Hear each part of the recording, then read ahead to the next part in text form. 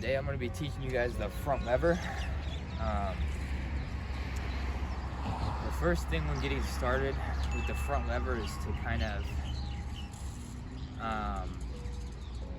think about what kind of foundation you need of strength before even trying to pursue it. It's going to involve a lot of straight arm strength, it's going to involve a lot of core strength, and it's also going to take a very long time with any lever movement, whether it's planche, front lever, human flag, back lever. All these movements are super hard on the joints, so you really want to take your time when progressing. Our muscles recover a lot faster than our tendons, and all these movements require tremendous tendon strength as well as muscle strength. This movement took me probably a year and a half to learn of pretty consistent training, and I'm pretty much just gonna share with you guys in this video what worked for me. All right, so the first progression when getting into front levers is going to be the tucked front lever. I'm sure you've probably seen this progression elsewhere. And when thinking about progressions, don't think of them in terms of like this is the most basic or beginner progression. If you're getting into front lever, honestly, at any level, start with the tuck, because even if you could do a pull-up with 200 pounds, it takes a very specific type of strength, the straight arm strength, and really engaging your lats to pull your arms straight down. A lot of times when we do pull-ups, we have flared elbows that actually kind of hits the muscle from a different angle. So he's kind of in the earlier stages of learning the front lever. He has a great strength foundation. He's got the core strength necessary.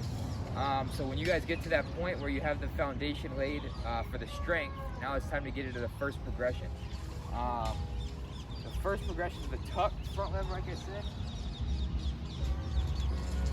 We're gonna get into this cannonball position. And when you get into that cannonball position, the first thing you're gonna try to do is retract your shoulders back. So kind of pull your stomach up as high as you can.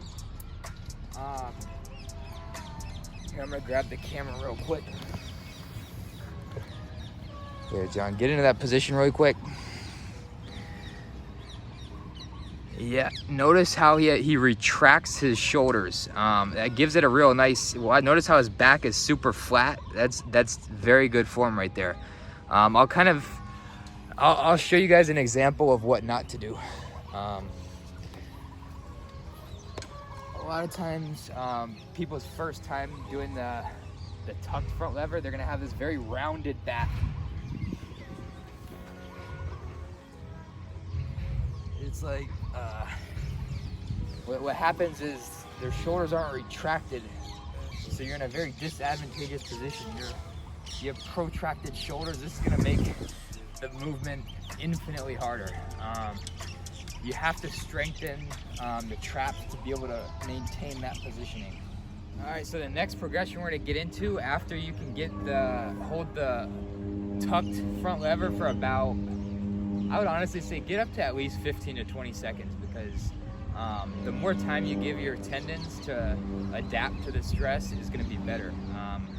It's gonna make sure you don't get injured along the process, which will actually make you get there a lot faster. And then when we transition from the first tuck, we're gonna go to the advanced tuck. And that's gonna be with a 90-degree angle. You're gonna have, I'll get into it really quick.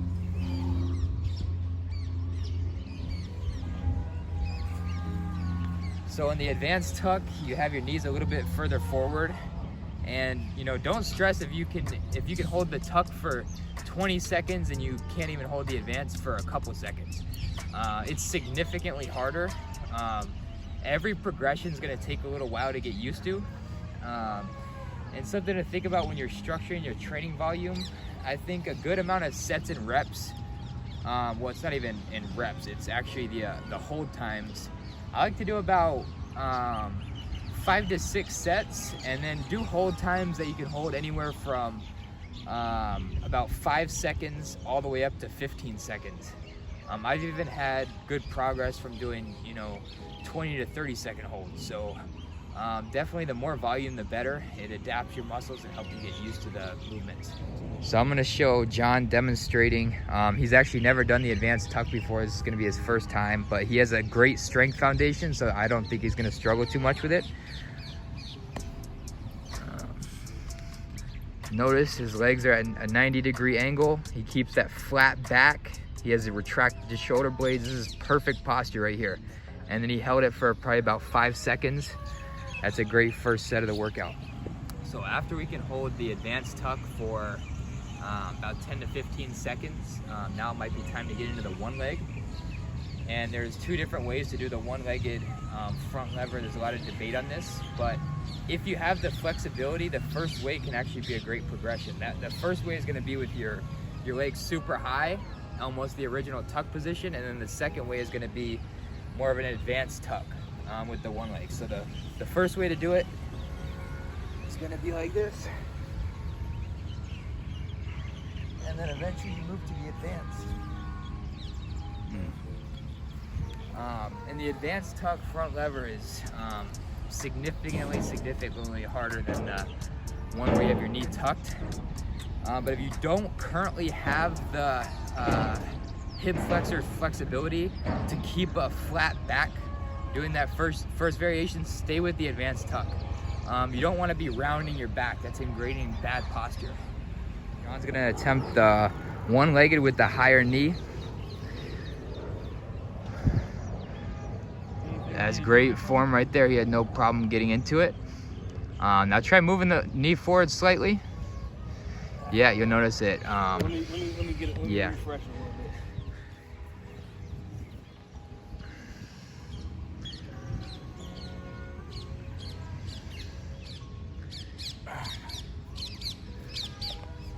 So on that set, John found his limit. The one-legged with the leg tucked was probably an optimal volume for him at this stage in his progression.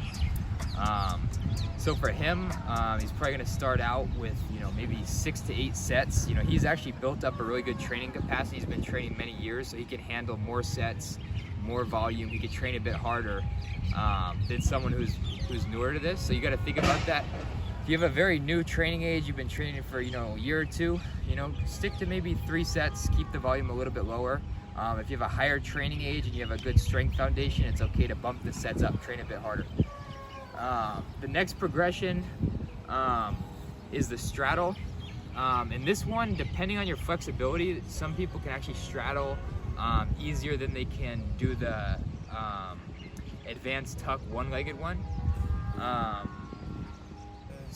But this one, you have to make sure you keep your hips straight. It's very easy to get kind of a piked posture. You'll notice when people first start doing this, they're gonna have these kind of a dip in their hips. You really wanna squeeze your glutes and keep that straight body line when you do the straddle.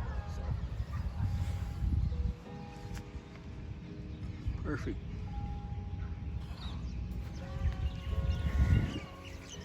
My flexibility is pretty decent, so for me the straddle does take a significant amount of weight off the exercise. So the straddle, it's pretty much your final progression. There is the half lay. I could demonstrate doing that, but it still is significantly easier than the front lever. So if you're at the straddle level, don't be surprised if you can hold the straddle for 8 seconds and you still can't hit the full front lever. It's going to take time to get used to that training intensity. All right, guys, so those are my front lever progressions. Pretty standard stuff, but I think more importantly than even the progression are going to be pretty much your training style and how you optimize your volume and really not rushing it. For me personally, I think my biggest mistakes I've made, I think I could have actually reached it quite a bit sooner, but I was always trying to hit that next progression. I was always trying to do the 1 second holds. And I think I sacrificed a bit of training volume by kind of going past my progression level at the time. Another thing is technique. You know, film yourself when you're doing this, and then, you know, make sure your posture is right. Make sure you're actually parallel to the ground. A lot of times what we think we're doing and what we're actually doing is like wildly off. We think we're like perfectly straight, and then you know, sometimes you pick up the camera and I can't even believe, like, that was just so sloppy, I couldn't even believe it. And another thing is too, it's very hard on your tendons, so have periods of time where you don't even front lever at all, honestly. I've had, you know, I'd say do a training block, maybe 6 to 8 weeks, and then, you know, maybe take a month off, and you know, you might be doing weighted pull-ups, you might be doing a different exercise. But honestly, I've found a lot of progress from taking extended periods of time off. I actually came back and my joints felt great. I just felt a little bit stronger even from taking time off. So those are just things to think about when you're on your journey, and keep at it. It's not gonna happen overnight.